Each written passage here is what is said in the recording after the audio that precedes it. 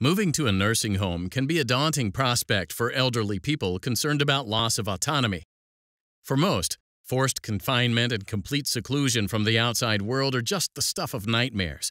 But for Howard Newman, they were a reality.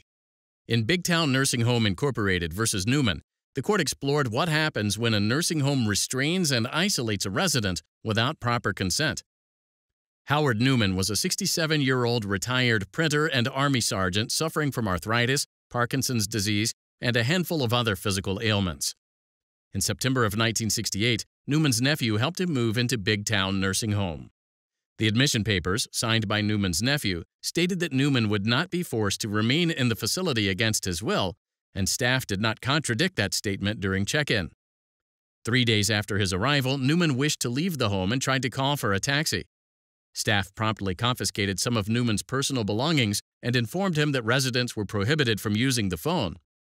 Staff also advised him that outside visitors were only allowed with prior approval from the facility's manager.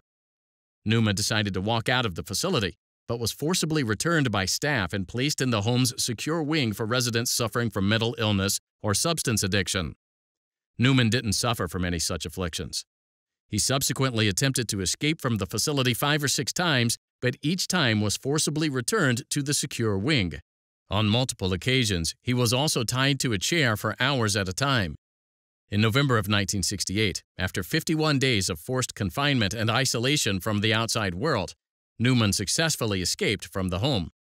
Newman brought suit against the nursing home for false imprisonment, seeking to recover actual damages to compensate for the harm he suffered and exemplary damages to punish the home for its egregious conduct.